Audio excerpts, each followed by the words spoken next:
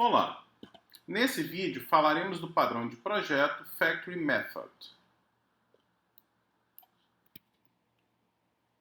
Bem, começaremos aí pelos elementos essenciais, né? O nome, Factory Method, ou Virtual Constructor, né? Qual o problema? O problema é desconhecer o tipo do objeto que será criado de forma prévia e estática. Em frameworks, por exemplo, eu posso definir um padrão de construção de objetos, através de definição de interface, por exemplo, e possibilitar que a construção em si seja feita pelo programador que está usando esse framework, né? Então a solução é o quê? Definir uma interface para criar um objeto, mas deixar que as subclasses decidam que classe instanciar, ou seja, permite adiar a instanciação das classes, né? Aqui nós temos um problema lá do site do Brizen. Suponha que quiséssemos trabalhar num projeto computacional com um conjunto de carros de uma determinada fábrica, cada um de uma fábrica, né? Então eu teria aqui o Palio da Fiat, o Gol da Volkswagen, o Celta da Chevrolet e o Fiesta da Ford, né? Será necessário então manipular esse conjunto de carros em diversas operações. Como poderíamos então modelar esse problema? Bem, quando a gente fala de Factory Method, a gente está falando de um creator, tá? Uma fábrica ou algo do tipo, que ela cria, ela usa, ela depende, ela gera produtos, né? Só que ela gera aqui um produto abstrato. Por outro lado, existe um creator concreto que cria produtos concretos, né? Vamos ver isso aqui nesse exemplo. Aqui tem no slide o exemplo, o diagrama de classes e tal. Eu vou pular para o código para ficar um pouco mais fácil a gente entender, tá? Então vamos abrir aqui o código. Eu deixei o código pronto. Nós trabalharemos com uma classe fábrica de carro, né? Essa fábrica de carro, se nós olharmos o código dela, cadê fábrica de carro? A única coisa que ela tem ó, é uma interface e ela tem um método criar carro, tá? Então notem que essa interface poderia ser uma classe abstrata também. Essa interface ela tem esse método e toda classe que eu implementar essa interface vai ser obrigado a implementar esse método aqui.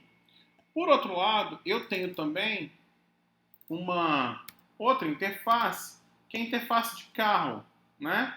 Então eu tenho aqui que exibe as informações. Tá, e como é que funciona então lá no meu main, né?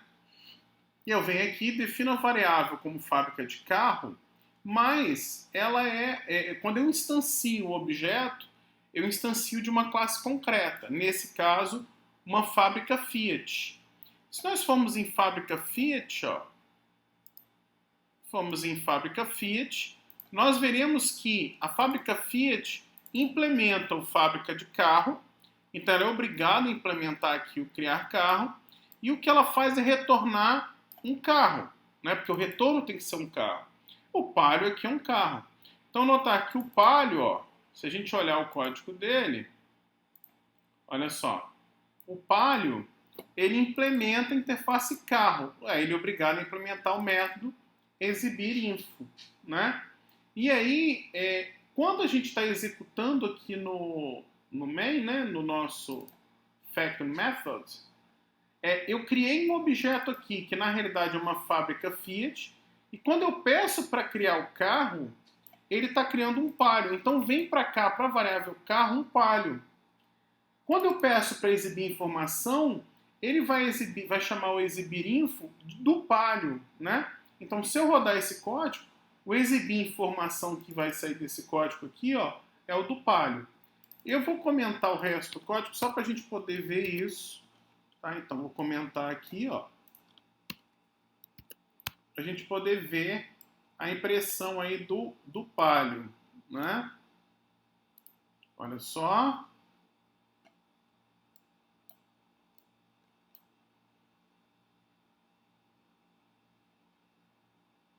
Olha só, modelo Palio, fabricante Fiat, que é o que o exibir info aqui da classe Palio faz.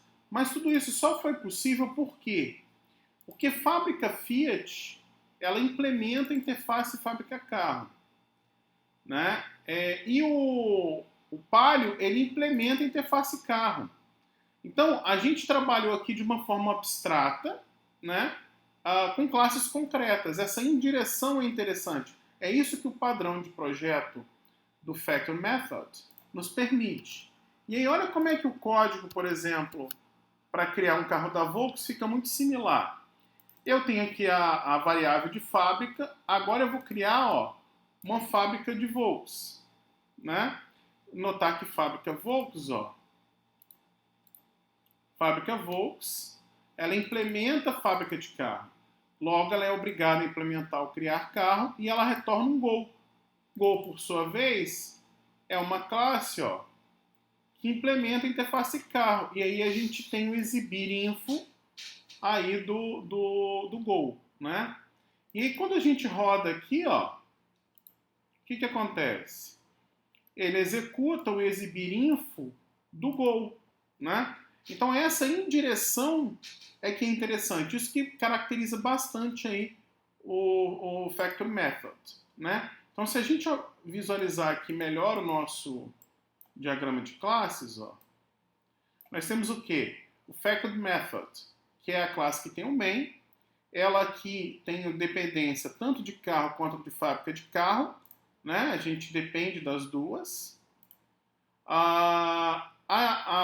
O Fiesta, o Gol, o Celta e o Palio implementam a interface carro, ou seja, elas são obrigadas a fazer o método exibir info, e por sua vez, a fábrica Fiat, Volks, fábrica Chevrolet e fábrica Ford, elas implementam a interface fábrica de carro, o que os obriga a ter métodos de criação de carro. Só que cada uma delas cria um carro específico. E esse carro também vai ter garantido esse comportamento do exibir info. Né? O Factory Method é um padrão de projeto de criação. Né? Então aqui a gente está definindo a melhor forma de criar objetos. Né? A gente está criando objetos de uma forma mais indireta, o que facilita a manutenabilidade, a criação de outras classes. Né? Bem, algumas características da solução. Nós temos facilidade para incluir novos produtos. Não é necessário alterar nenhum código, apenas precisamos criar o produto e sua fábrica. Né? Custo é um problema isso. Né? Criamos uma estrutura grande para resolver um problema pequeno. Né? Temos um conjunto grande de pequenas classes, cada uma realizando uma operação simples. Né? Aí aqui a gente fala um pouquinho aí do exemplo do Brizeno, né? Aqui, se por exemplo eu criasse dois carros de um fabricante, que a gente teria que fazer alguma adaptação no problema, e aqui a gente fala que isso é um padrão de projeto de criação. Bem, nesse vídeo era só isso. Muito obrigado.